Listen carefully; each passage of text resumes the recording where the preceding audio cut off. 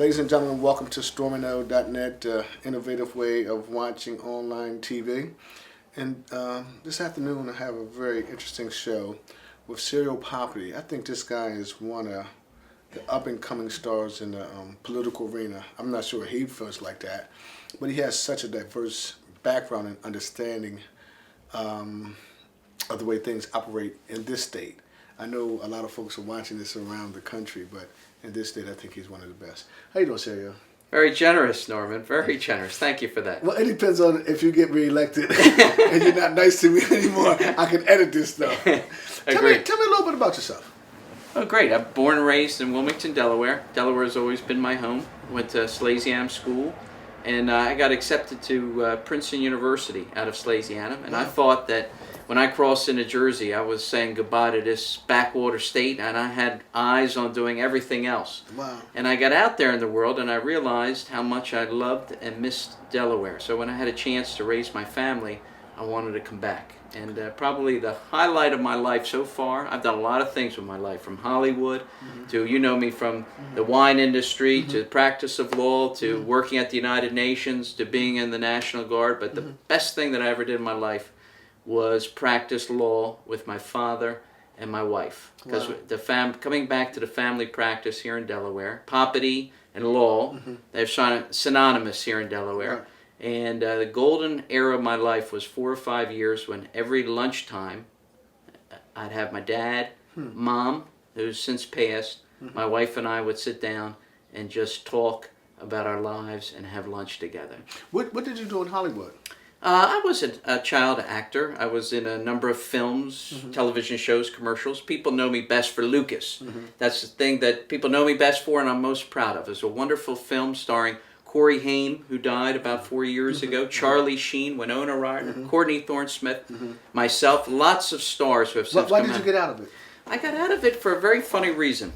I worked mainly through high school and mainly through college. Not a big star, not a famous, but always working, okay? And when I got out of college, I topped out at 250 pounds, 250 pounds. And I knew life I couldn't sustain that. I wasn't, doors were being shut on me in life because I was heavy. Because of your weight? Yes.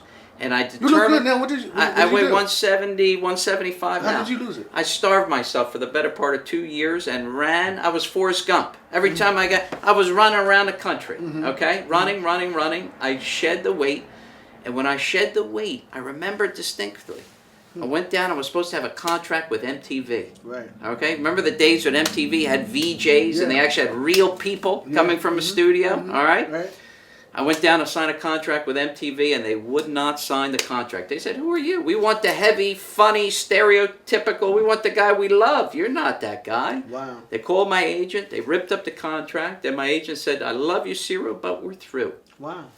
And that was the end of my career. And people always ask me, "Do I miss it? I'm going to get back to it." Right. All right, but all things in good time. How did you get to United Nations? United Nations, I was very close with a man named Frank Guarini. He was a mentor to me in my career. He was a congressman from New Jersey. When he stepped out of Congress, he then was one of our ambassadors. We sent a number of ambassadors to the United Nations. And he said, "Ciro, I'm going to open a door for you here. Come be part of what I'm doing." And I got the opportunity to represent the United Nations in both Portugal, at the World Youth Forum back in 1997, 1998. Were you single then? I was, yes. A lot of good-looking women in Portugal, man. Yes, there are. Okay. There's a guy I wanted looking. a full disclaimer, you know. I hear you. That's in the old days. They used to say that's international affairs. right. Okay. And then I got a chance to represent the United Nations in South Korea. Oh wow. Okay, so get broad in this. Remember, I'm from Cleveland Heights, Wilmington. Okay, I thought the farthest place in the world was Ellesmere. Wow. You know what I mean? So got a chance to broaden and realize there's more to this world than just my needs. We're all interconnected. You know, it's funny you say that, and because I preach that all the time. It's a big world out there, right? Yeah. How did you get? You in the wine industry too. How you? I mean, I got a chance to taste some wines, and you invited me to wine tastings. How did you get involved with that? Okay, so it all sort of comes together because when I was in college, I studied in Italy and really reconnected with my roots, got to know my cousins over there, and found out who I am as a person in the time continuum. Wow. right? Uh-huh. And when I was in Italy, I studied winemaking because I was in Tuscany. Wow. When I came back to work at the United Nations and be involved there, I was working on economic issues, okay? Youth and economics, okay? And then when I came back to Delaware, okay, my family is known for law, right? But I wanted to carve my own niche, my own little piece that's Ciro different from everybody else. Right. So I opened up a wine distributorship. Okay, and so that's how I got into it. I used my knowledge from having studied in Italy, having worked on economic issues at the United Nations. When I came back here, I said, let me do my own little niche, and it's still a lot of fun for me. Wow. Yeah. Where's the best wine made at, in your opinion? The best wine? And what country you think? Oh, I'm partial to Italy. I mean, that's hands down. Okay, but obviously, I'll Is give that you a where tip. most Chianti's from? Yeah, Chianti, right? Yeah, you got to say you know a thing or two. Yeah, you play like you don't, but you know a thing or two about wine. I'll tell you, America is discovering how wonderful South America is, Chile and Argentina. Yeah. Okay, and really we shouldn't forget California. Sometimes we think, because it's American, it can't be any good, but California makes some wonderful wine. I think Napa Valley makes some good wine. Absolutely, absolutely.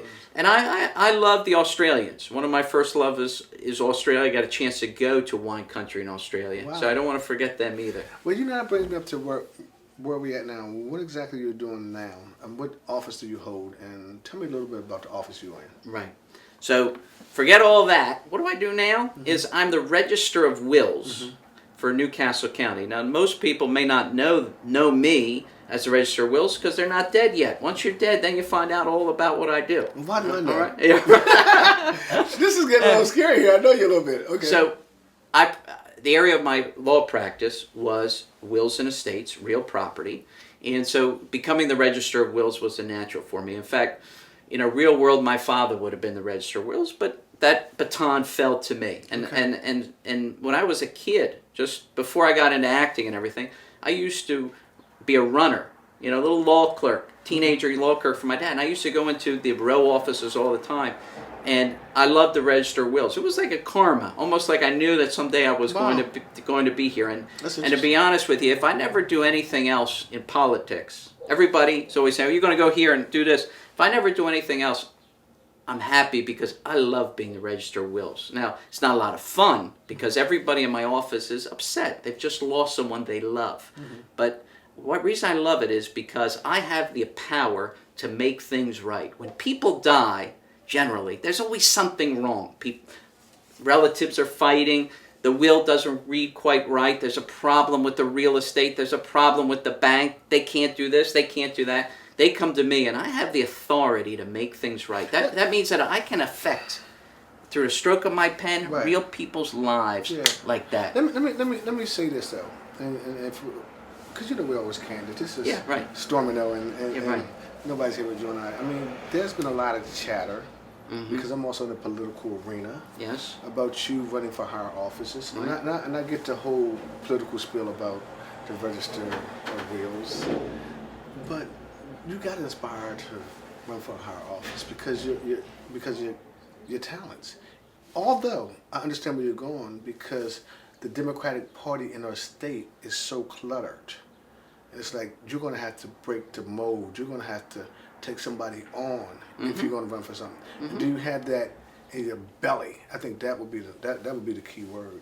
Well, I think everybody wonders that, right? Yeah, that's what I'm asking you. Yeah. I asked a good question. Do I have the answer is I definitely have the fire in my belly, and the reason is why? Why?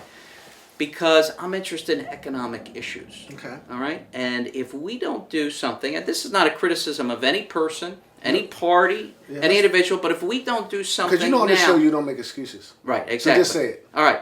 If we don't do something now about our economic future, then we might as well take a broom and sweep this state into the Atlantic Ocean. What office do you think can make that kind of change? I can make that change in Register of Wills. You're a lying ass. I'm sorry? You're a lying ass. No. We could say ass on here too. No, but the thing is that you don't have to be... I think governor, well, lieutenant governor, state senator.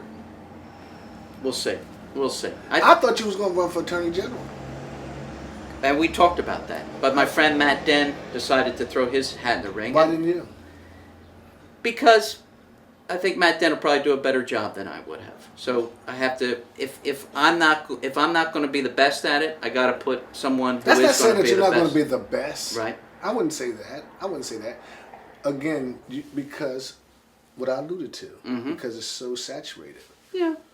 But I think the thing is, So I'm not worried. Remember John Wooden? He won all those championships, right, with but UCLA. Yeah, but he had the best players. Okay. What did he say though? You don't need to worry about everybody else. You don't. He never even scouted the other But team. why would he have to worry about it? And he had Lou Alcindor and All Will right, Walton. well, between you and me, we got the best players. We can get it done. Let's worry about what. I'm always worried about what I'm doing. Is this job the best for me? Am I doing? I'm always worried about my house. I don't need to worry about anybody else's house. And so if a position comes up, you know, governor, lieutenant governor, those are lofty. I'm always do one step at a time. I think next time, at appropriate time, run for statewide office. Let's see what's available, and let's make sure that it's right. Ciro can be the best at that job. And then I'm not going to worry about anything else. If I feel that I can make a difference and the job is best for my skill set, I'm going to go for it. Win or lose. And I don't need to worry about clutter. I'm only worried about my house. That's right. Ladies and gentlemen, I hope you enjoyed it. We're going to have him back. We're going to be inviting a lot of people on, and I like this guy a lot. Thank for you. coming. I like you a lot, my friend. Thank you for coming. Always storming. You know, young African American males have been portrayed in every possible medium in a way that, I mean, we have been villainized. And so that leads to over-policing. Then from there, you get to the prosecutor's office.